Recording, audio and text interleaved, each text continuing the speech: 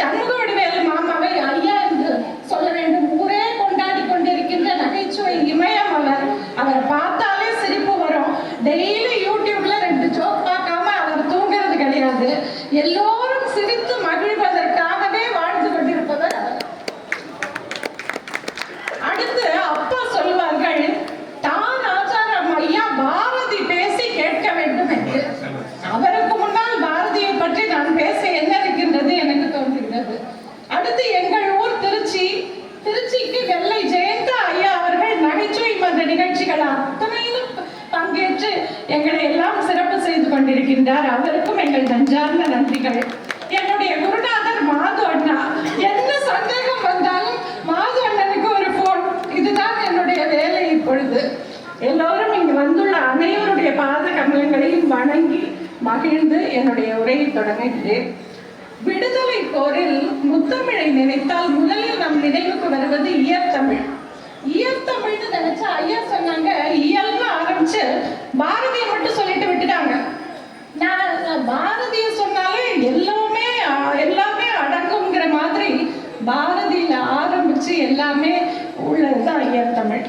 அந்த பாரதிக்கு பன்மொழி புலமை, இயற்கை ஈடுபாடு, இரக்க உணர்வு, மொழிப்பற்று, தேசப்பற்று, இப்படி ஏகப்பட்ட முகங்கள், பன்முகம் கொண்டவன் பாரதி. வாழ்ந்தது என்னமோ 39 ஆண்டுகள் தான். ஆனா பாடிய பாடல்கள் ஒன்னொன்றும் நாம் கேட்க தெவிட்டாதவை, நம்ம உயிருக்கு ஊற்றாக அமைந்திருப்பவை. அந்த பைந்தமிழ் தேர்வாகம் சின்ன சிறு வயதிலேயே பல கவிதைகள் எழுதி கவிஞராக அவதரித்தார். அவருடைய தந்தையாரை பற்றி நமக்கு தெரியாது. ஆனால் அவர் ஒரு சிறந்த அறிஞரும் கவிஞரும் ஆவாராம். அவர் தான் மகனுக்கு தமிழை படிக்க சொல்லி தந்திருக்காரு. பின்னர் ஆங்கில பள்ளியில் சேர்க்கப்பட்டு அவர் ஆங்கிலம் பயின்றிருக்கின்றார்.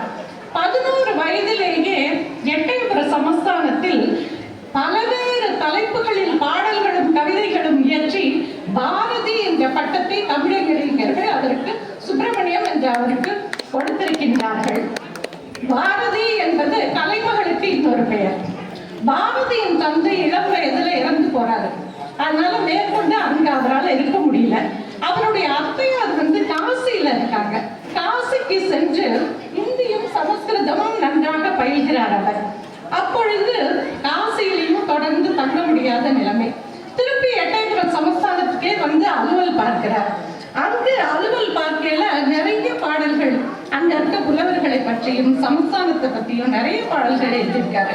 அங்க இருக்க புலவர்களுக்கு இவருடைய பாத்திரத்தின் மேல ஒரு போட்டி, பொறாம, இவருக்கு நிறைய இடைஞ்சல்கள் கொடுக்குறாங்க. ஆனா அத்தனையும் தன்னுடைய அறிவாலும் பாத்திரத்தாலும் வென்று அவங்களையே அவரை பாராட்ட வல்லவராக இருந்திருக்கார் பாரதியார். அப்பொழுது மதுரையில இருந்து வெளிவந்து விவேகபானுன்னு ஒரு இதழ் வந்திருக்கு. அதுலதான் பாரதியோட முதல் பாடல் தகைமை இரக்கம் அப்படிங்கிற தலைப்புல முதல் பாடல் வெளிவந்திருக்கு. இவரு காசியில தங்கியிருந்த போது அன்னிபெசன்ட் அம்மையாரோட கிடைச்ச தொடர்பால ஷெல்லி, பைரன், வேர்ட்ஸ்வொர்த், கீட்ஸ், இந்த மாதிரி ஆங்கில புலவர்களோட கவிதைகள் எல்லாம் நல்லா படிச்சு பரிச்சயமாகுது. ஷெல்லி எப்படி கிரேக்க விடுதலைக்கு நிறைய பாடல்கள் எழுதினாரோ அதே மாதிரி இவர் இந்திய விடுதலைக்காக நிறைய பாடல்கள் எழுதுறாரு. சில கருத்து வேறுபடுறவர்களை சமஸ்தானத்துல இருந்த வேலையை உதறிட்டு இவர் ஒரு உயர்நிலை பள்ளியில 3 திங்கள் ஆசிரியரா பணியாற்றார். அப்ப 1904ஆம் ஆண்டு அவரோட உறவினர் ஒருவர் மூலமா சென்னைக்கு வரார். சென்னையில அன்றைய பத்திரிகை உலகின் தந்தை என்று போற்றப்படக்கூடிய ஜி. சுப்பிரமணிய ஐயர் அவர்கள் சுதேசமித்திரன் இதழ தொடங்கி நடத்திக்கிட்டு இருக்காங்க.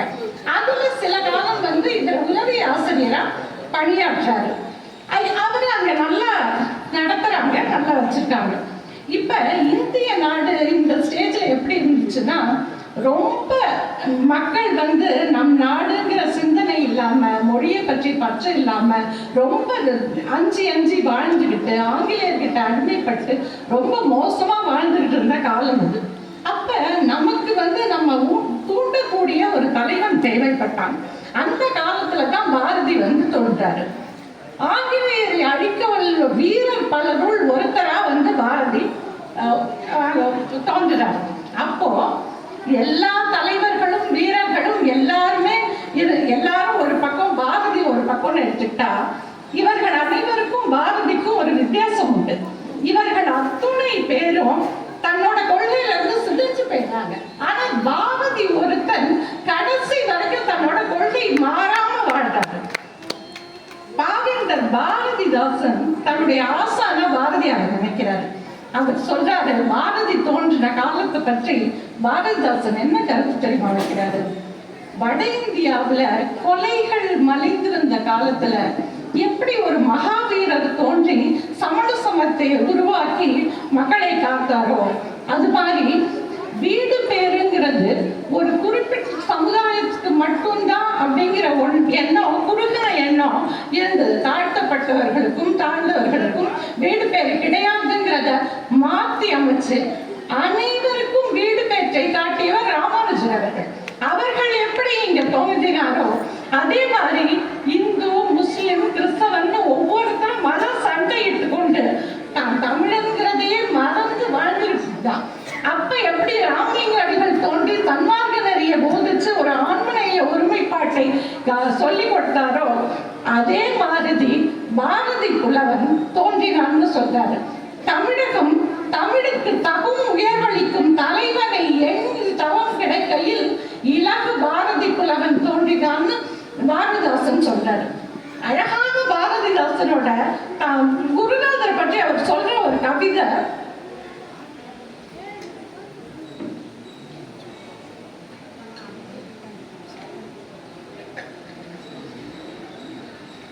பைந்தமிழ் தேர்ப்பாகன் அவன் ஒரு செந்தமிழ் தேனி, சிந்துக்கு தந்தை குவிக்கும் கவிதை குயில், இந்நாட்டின் பகையை கவிழ்க்கும் கவிமுரசு, நீடு துயில் நீக்க பாடி வந்த நிலா, காடு கமழும் கற்பூர சொற்கோ, கற்பனை ஊற்றாம் கதையின் புதையல், திறப்பாட வந்த மறவன், புதிய அறப்பாட வந்த அறிஞன், என்னென்று சொல்வேன் என்னென்று சொல்வேன், தமிழால் பாரதி தகுதி பெற்றதும் தமிழ் பாரதியால் தகுதி பெற்றதும். இந்த மாதிரி ஒரு குருநாதருக்கு ஒரு சீடர் இப்படி ஒரு பாட்டு பாடியிருக்கேல, நமக்கு வேற என்ன வேணும் அவரோட பெருமையை தெரிஞ்சுக்க. பாரதி இப்ப நான் சொன்னேன்னு வச்சுக்கோங்க, யாமறிந்த நான் அறிந்த மொழிகளிலே தமிழ் மொழி போல நான் பேசுறேன்னா நீங்க எல்லாம் சிரிச்சிருவீங்க. ஏன்னா எனக்கு தெரிஞ்சது 2 தான், தமிழும் ஆங்கிலமும். ஆனா பாரதி 14 மொழிகளை தெரிஞ்சு வச்சிருக்காரு. தமிழ், தெலுங்கு, ஆங்கிலம், இந்தி, சமஸ்கிருதம், பிரெஞ்சு உள்ளிட்ட 14 மொழிகள். அவர் சொல்றாரு, யாமறிந்த மொழிகளிலே தமிழ் மொழி போல் இனிதாவது எங்கும் காணோம், பாமரராய் விலங்குகளாய் உலகனைத்தும் இகழ்ச்சி சொல்ல பான்மை கெட்டு நாமம் அது தமிழரென கொண்டு இங்கு வாழ்தல் நன்றோ சொல்வீர், தேமதுர தமிழோசை உலகமெல்லாம் பரவும் வகை செய்தல் வேண்டும். தேமதுர தமிழோசை தமிழ்நாட்டுல மட்டும் இல்ல, உலகமெல்லாம் பரவும் வகை செய்தல் வேண்டும்னு அன்னைக்கே பாரதி பாடி வச்சிருக்காரு. 1905 வங்க பிரிவினை வருது. அப்ப தீவிர அரசியல்ல பாரதி ஈடுபடுறாரு. சென்னை கடற்கரை உட்பட பல இடங்கள்ல ஆவேசமா கூட்டங்கள்லாம் நடத்துறாங்க. அப்ப சுதேசமித்திரன் பத்திரிகை இவர் பேசுற தீவிரத்தை கண்டு இவர் இருந்தா நம்ம பத்திரிகைக்கே வேட்டு வந்துடும் போல இருக்குன்னு அவருக்கு விடை கொடுத்து அனுப்பிச்சுட்டாங்க. 1905 இவர் வெளியில வந்துடுறாரு. 1906 இந்தியான்னு ஒரு பத்திரிகை தொடங்கி நடக்குது. அந்த இதழ் 1910 வரை இந்த இந்தியா 4 வருடங்கள் நடக்குது. அதுல புது உத்தியா என்ன பண்றாரு பாரதியார், கார்ட்டூன் மூலமா, கேலி சித்திரங்கள் மூலமா ஒவ்வொரு நாளும் மக்களுக்கு பலவேறு விடுதலை உணர்ச்சியை ஊட்டுறதுக்கு நிறைய சித்திரங்கள் வரைந்து அதன் மூலமா விடுதலை வேட்கையை தூண்டுறாரு. ஏறத்தாழ 110 ஆண்டுகளுக்கு முன்பே இந்த இந்தியா இதழ் தினமும் 4000 பிரதிகள் விற்று தீர்ந்துதான். அப்படின்னா பாருங்க அந்த இதழ் எவ்வளவு தூரம் பாப்புலரா இருந்திருக்கு. அடுத்து 1905 அவர் சக்கரவர்த்தினின்னு ஒரு இதழுக்கு ஆசிரியரா இருக்காரு. அந்த சக்கரவர்த்தினிய அந்த பேருக்கு ஏற்ற மாதிரி அவர் என்னத்துக்கு உபயோகப்படுத்தினார் பாரதியார்னா, இளம்பெண் மனம், சதி என்னும் உடன்கட்டை ஏறுதல், பெண் கொடுமை, வரதட்சணை கொடுமை இதையெல்லாம் எதிர்க்கிறதுக்கும், பெண் உரிமை, பெண் கல்வி, பெண் சுதந்திரம் ஆகியவற்றை வலியுறுத்துவதற்கும் சுதேசமித்திரன்ல இருந்தப்ப இவரால் நீண்ட கட்டுரைகளை எழுத முடியல. அதனால இந்த இதழ்கள் மூலமா இந்த கருத்துக்களை வச்சு அவர் நிறைய கட்டுரைகள் எழுதினாரு. அடுத்து பாரதா அல்லது யங் இந்தியான்னு ஒரு பத்திரிக்கை, அது வந்து ஆங்கில பத்திரிக்கை. இவ்வளவு நேரம் நம்ம பேசிட்டு இருந்தது தமிழ்ல வந்தது. இந்த பாரதா இந்தியா முழுக்க இருந்ததுனால இவர் அதுக்கு ஆசிரியர் ஆனதுனால இந்தியா முழுக்க பெயர் கிடைச்சது பாரதிக்கு. அதற்கப்புறம் கர்மயோகின்னு ஒரு பத்திரிக்கை, அதுல என்ன பண்ணாரு, மாத இதழாது நமது சொந்த நாடு, ஒற்றுமையே வலிமை இந்த தலைப்புகள் எல்லாம் எழுதிட்டு வந்தாரு. எதுக்கு நான் சொல்றேன்னா, இத்தனை இதழ்கள், விஜயான்னு ஒரு இதழ், அதுக்கப்புறம் தர்மம், சூரியோதயம்னு ஒரு இதழ், இத்தனை அதான் ஒண்ணுக்கு இடைஞ்சல் வந்தா நான் நினைக்கிறேன் அடுத்த பத்திரிக்கை ஆரம்பிச்சு அது பேர்ல பாதி எழுதுறது. அந்த மாதிரி நிறைய பத்திரிகைகள் மூலமா இவர் இயற்றமிழ்னு சொல்றோம் இல்லையா, இயல்கிறது, எழுதுறது, பேசுறது, இதெல்லாம் தானே இயற்றமிழ். பத்திரிகைகள் மூலமா இவர் எல்லாம் பண்ணாரு. அதுக்கு அடுத்து அற்புதமான நிகழ்வுகள் நாட்டுல எங்க நடந்தாலும் சரி, அற்புதமான நிகழ்வுகள் நடந்துச்சுன்னா அந்த செய்தியா எழுதி அனுப்புறவங்களுக்கு சன்மானம் கொடுக்கிற வழக்கத்தையும் முதல்ல பத்திரிகை உலகத்துல பாரதியார் தான் வந்து கொண்டு வந்தாரு. அடுத்து தமிழனுக்கு நாட்டுப்பற்ற ஊட்ட வேண்டிய நிலை, நாட்டுப்பற்று குறைஞ்சு போயிருந்தது. பாரதியார் யோசிச்சாரு, என்ன பண்ணா இவங்க இந்த மாதிரி நாட்டுப்பற்று மிகுந்த யோசிச்சுட்டு பாடுறாரு. எந்தையும் தாயும் மகிழ்ந்து குலாவி இருந்தது முன்னாலே, அதன் முந்தைய 1000 ஆண்டுகள் வாழ்ந்து மறைந்தது முன்னாலே, அவர் சிந்தையில் எண்ணம் 1000 வளர்ந்து சிறந்ததும் முன்னாடேன்னு பாடுறாரு. எதுக்குன்னா, நம்ம வீட்டை பத்தியும் நம்ம முன்னோர்கள் பத்தியும் நம்ம எல்லாரும் நல்லா வாழ்ந்தோங்கிற சிந்தனை வந்தா இந்த தமிழன் நாட்டு மேல கற்றுக்கொண்டு இதற்கு போராட மாட்டாங்கிற எண்ணம் தான். அடுத்து நாட்டை பத்தி என்ன சொல்றாருன்னா, பாருக்குள்ளே நல்ல நாடு இந்த எங்கள் பாரத நாடு, ஞானத்திலே பரமோனத்திலே உயர், ஞானத்திலே அன்னதானத்திலே கானத்திலே அமுத நிறைந்த கவிதையிலே உயர் நாடுன்னு பாடுறாரு. அடுத்து மக்கள் ஒற்றுமையோடு இருக்கிறதுக்கு சொல்றாரு. ஒன்றுபட்டால் உண்டு வாழ்வே, நம்மில் ஒற்றுமை நீங்கள் அனைவருக்கும் தாழ்வேங்கிறாரு. பாரத மாதாவை தாயா உருவகிச்சு அவர் என்ன சொல்றாரு, 30 கோடி முகமுடையாள், அவள் மொய்புற ஒன்றுடையாள், இவள் செப்பு மொழி 18 இதில் சிந்தனை ஒன்றுடையாள்னு சொல்றாரு. இவரு கடவுளாவே உருவகிச்சு பாரத மாதாக்கு திருப்பள்ளி எழுச்சியும் நவரத்ன மாலையும் பாடியிருக்காரு. கடவுளுக்கெல்லாம் தான் திருப்பள்ளி எழுச்சி, நவரத்ன மாலை எல்லாம் கேள்விப்பட்டிருக்கோம். பாரத தாய் திரு நாட்டையே கடவுளா உருவகிச்சு இவர் பண்ணியிருக்காரு. அடுத்து பாரத ஜனங்களோட தற்கால நிலைமையை நினைச்சு ரொம்ப நொந்து போய் எழுதுறாரு. நெஞ்சு பொறுக்குது இல்லையே, இந்த நிலைகட்ட மனிதரை நினைத்து விட்டால் அஞ்சி அஞ்சி சாவார், இவர் அஞ்சாத பொருள் இல்லை அவனில்லைங்கிறாரு. போகின்ற பாரதத்தை சபித்தும் வருகின்ற பாரதத்தை வாழ்த்தியும் அவர் பாடுறாரு. இளைய பாரதத்தினாய் வாவாவா, எதிரிலா வளர்த்தினாய் வாவாவா, ஒளியிழந்த நாட்டிலே நின்றேறும் உதயஞாய் ரொம்பவே வாவாவா அப்படின்னு பாடுறாரு. அடுத்து பாரத சமுதாயத்தை யோசிக்கிறாரு. சமுதாயத்தை யோசிச்சா எல்லோரும் ஓர் குலம், எல்லோரும் ஓரினம், எல்லோரும் இந்திய மக்கள், எல்லோரும் ஓர் நிறை, எல்லோரும் ஓர் நிலை, எல்லோரும் இந்நாட்டு மன்னர், வாழ்க பாரத சமுதாயம் வாழ்கவேங்கிறாரு. என்ன ஒரு சமத்துவம் பாருங்க அந்த புலவனிடத்துல. அடுத்து வ.உ.சி. சிவா போன்ற தலைவர்கள் எல்லாம் பொழிமையான சிறையில கஷ்டப்பட்டு இருந்தப்ப ரொம்ப மனசு வருத்தப்பட்டு மேலோர்கள் வெஞ்சிரையில் வாழ விழுந்து கிடப்பதும், நூலோர்கள் சக்கரையில் நோவதும் காண்கிலையோன்னுட்டு கொடுக்க முடியாம கவிதை எழுதுறாரு. அடுத்து சுதந்திர பயிரை பற்றி யோசிக்கல என்ன சொல்றாருன்னா, தண்ணீர் விட்டா வளர்த்தோம் சர்வேசா, கண்ணீரால் இப்பயிரை கண்ணீரால் காப்போங்கிறாரு. அதுக்கப்புறம் இன்னொரு பாடல், அழகான பாடல்.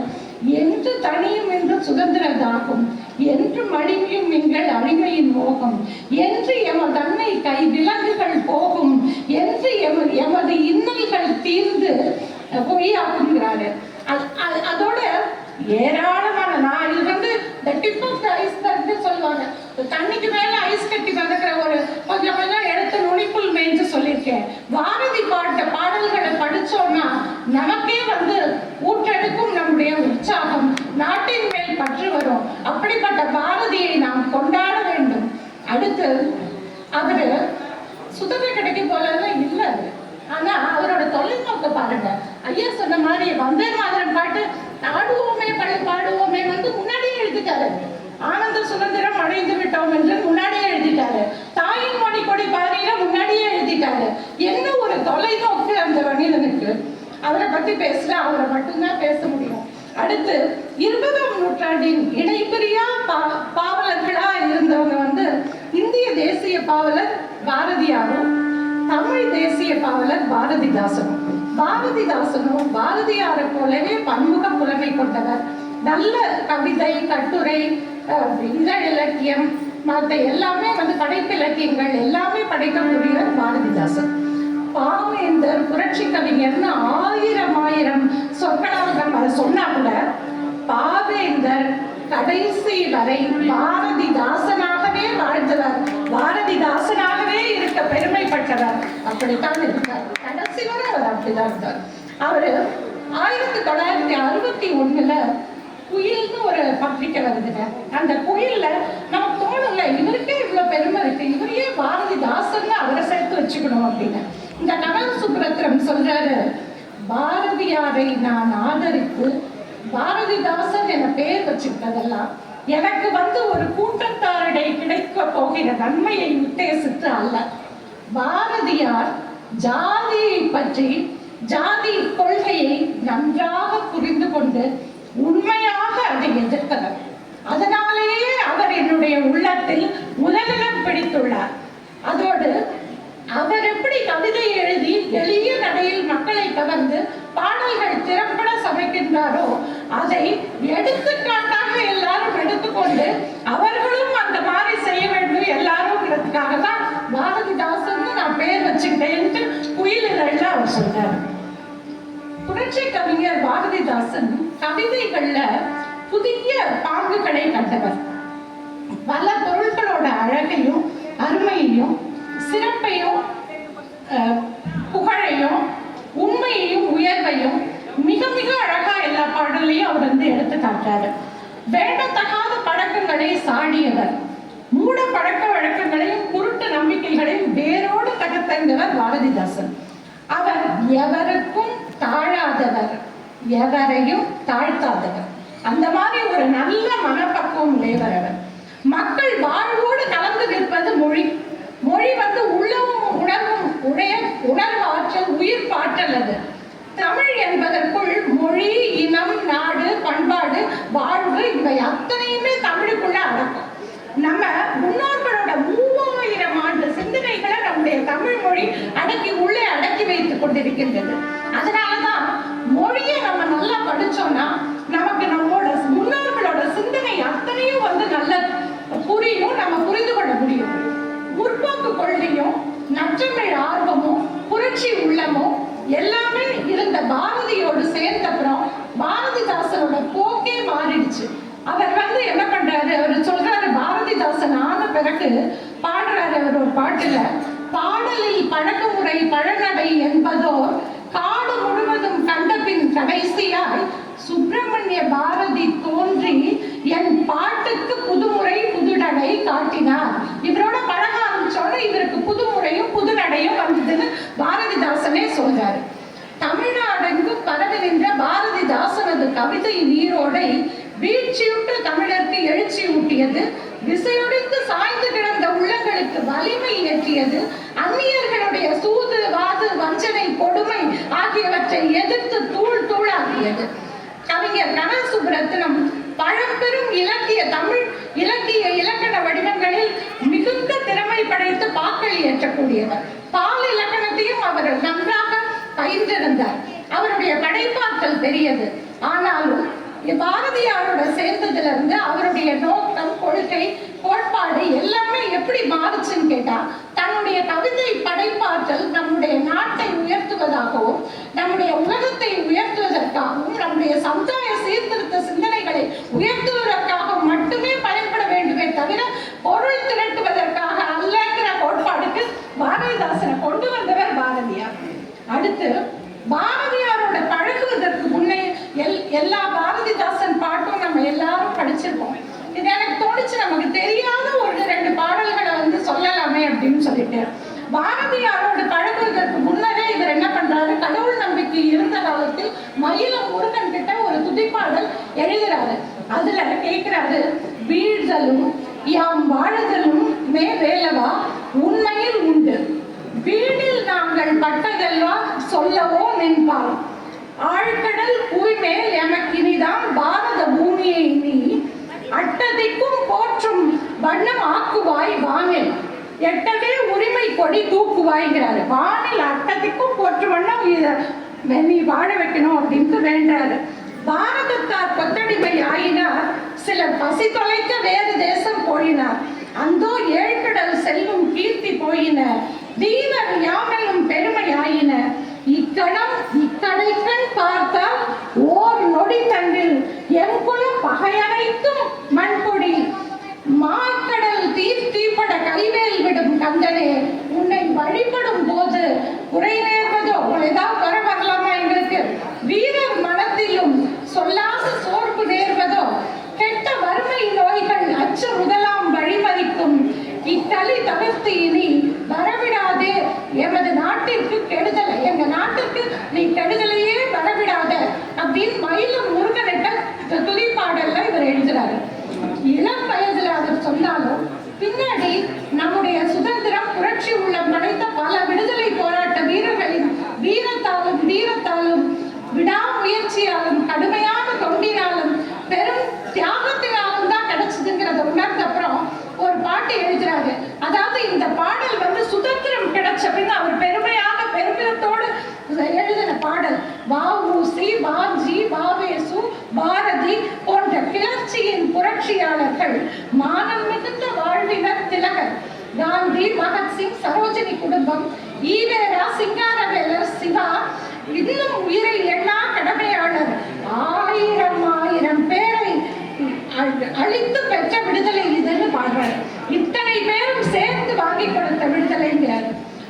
பாரதியார் தொடர்பும் அவர் மூலமா எல்லாருக்கும் இதற்கு என்ன வருது, தீவிரவாதிகள், புரட்சியாளர்கள், சுதேசி இயக்கத்தார் எல்லாரோட தொடர்பு இதற்கு கிடைச்சு போயிடுது.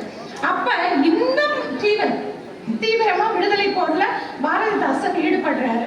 வெள்ளையர்கள் ஆட்சிக்கு எதிரான சதித்திட்டங்கள் பலவற்றை மறைமுகமாக பாரதிதாசன் ஈடுபட்டிருந்தார். இலக்கியத்தங்கள் மாமாவர்களிடம் அன்று பேசிக் கொண்டிருந்த போது இதை பற்றி அவர்கள் சொன்னார்கள் என்னிடம். பிரெஞ்சு இந்தியாவில் கை துப்பாக்கிகள் ஏராளமா வாங்கி, அதெல்லாம் அங்க ஈஸியா கிடைச்சிருக்கு பிரெஞ்சு இந்தியாவில். அதை வாங்கி நாட்டின் வெவ்வேறு பகுதிகளில் இருந்த தீவிரவாதிகளுக்கெல்லாம் இவர் வந்து கொடுத்து அனுப்பிச்சிருக்காரு மறைமுகமா. நமக்கெல்லாம் தெரியும், திருநெல்வேலி கலெக்டரா இருந்த ஆஷ்துரையை கொண்ட வாஞ்சிநாதனுக்கும் வந்து கொடுக்கப்பட்ட துப்பாக்கி மறைமுகமாக இவரால் அனுப்பப்பட்டது என்று எழுதப்பட்டிருக்கின்றது. இந்தியாவில் ஆங்கிலேயருக்கான புரட்சி இயக்கத்தை தீவிரப்படுத்துறதுக்காக மாடசாமின்னு ஒருத்தர் வரார். அவர் வந்து குற்றங்கள் பல புரிந்தவர், பெரிய தீவிரவாதி. அவர் எதுக்கு வராருன்னா, இதெல்லாம் நிறைய திட்டங்கள் தீர்ப்பதற்கு பாரதியார்கிட்டையும் தாசன் கிட்டையும் யோசனை கேட்கலாம் புதுச்சேரிக்கு வந்துடுறாரு. அவரை பார்த்தோன்னே இவங்களும் வந்து பேசும்போது என்னாகுது, ஆங்கிலேயர் அரசு இவரை வலை வீசி தேடிக்கிட்டு இருக்கிற செய்தி கிடைச்சோன்னு இந்திய சைனா நகரமான சைகோனுக்கு என்னை வந்து அனுப்பிச்சிருங்க, எனக்கு வந்து அதுக்கு உதவி பண்ணுங்கன்னு அவர் கேட்கிறாரு.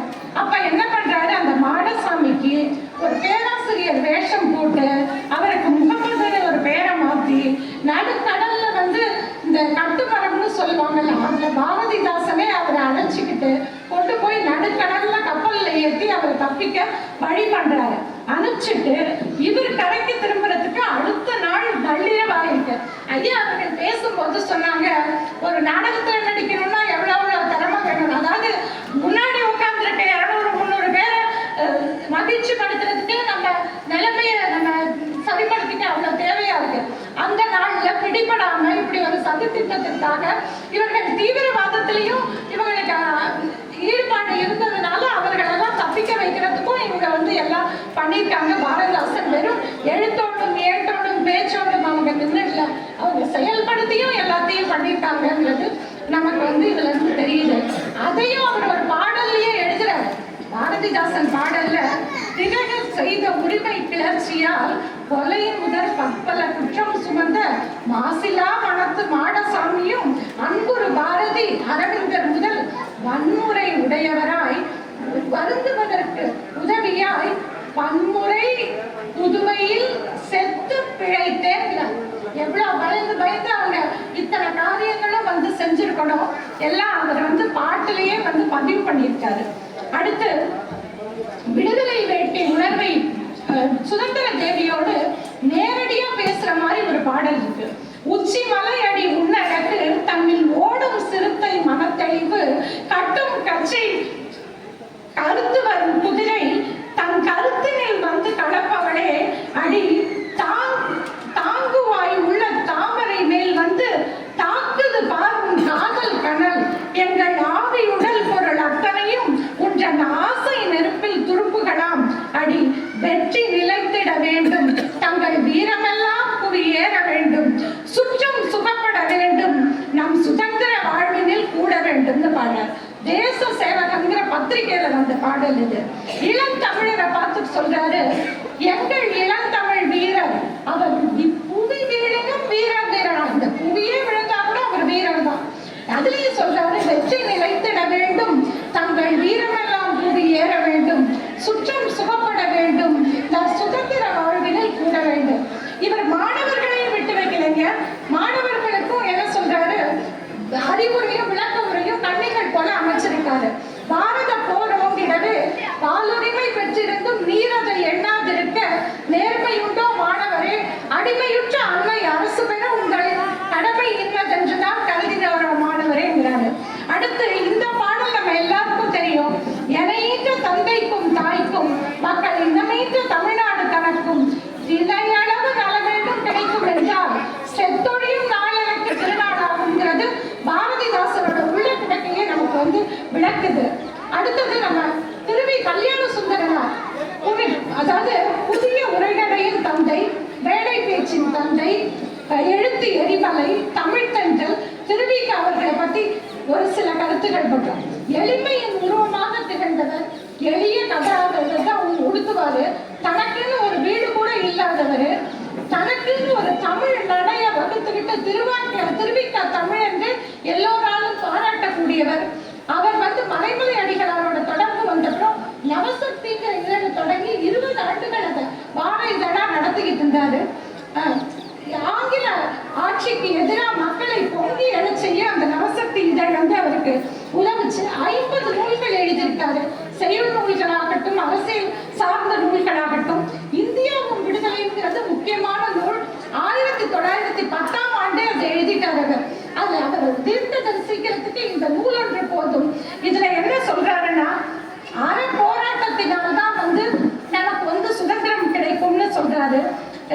முற்கால இந்தியா, இடைக்கால இந்தியா, தற்கால இந்தியா வகுத்துக்கிட்டு முற்காலத்துல இந்து ராஜ்யம், முஸ்லிம் ராஜ்யம் எல்லாம் எப்படி வளர்ந்தது தேஞ்சதுங்கிறாரு. தற்கால இந்தியால அவர் சொல்றாரு, அதாவது பிரிட்டிஷர் எப்படி உள்ள வந்தாங்க, அதுக்கு குல வேற்றுமை, தீண்டாமை, மதவெறி, சகோதர நேயமின்மை, இந்து முஸ்லிம் வேற்றுமை அத்தனையும் காரணம் காட்டி இந்த காரணங்கள் எல்லாம் எதிர்த்து நம்ம போராடுறதுக்கு நமக்கு வலிவு வேண்டும், பொருளாதாரத்திலும் நமக்கு துணிச்சல் வேண்டும்னு சொல்றாரு. அடுத்து இடைக்காலத்துல தமிழ் தாய்க்கு சிறை கிடைச்சுதான். எவ்வளவு அழகா ஒன்னே இதை நான் பதிவு பண்ண விரும்புறேன்.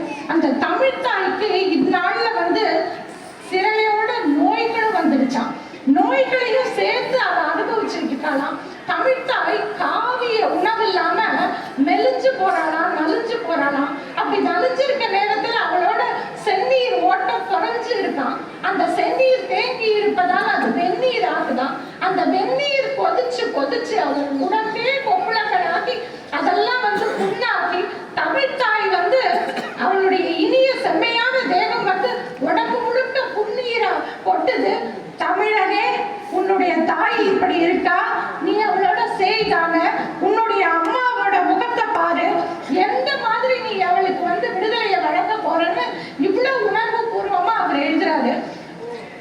இது மாதிரி நிறைய இடங்கள் பத்திரிகைகளில் தோன்றினா கூட நிறைய பத்திரிகைகள் வந்தாலும் காழ்ப்புணர் உணர்ச்சி ஆகுறது, அடுத்தவங்களை திட்டுறது, ஆட்களை அடிக்கிறது, அந்த மாதிரி இதெல்லாம் இருக்கக்கூடாதுன்னு நினைக்கிறாரு. கடைசியா நாமக்கல் கற்பிக்கிற பத்தி 2 வரி. அவர் நமக்கு இவர்களெல்லாம் சொன்ன மாதிரி எல்லா விஷயங்களோட சிறந்த படைப்பாளி.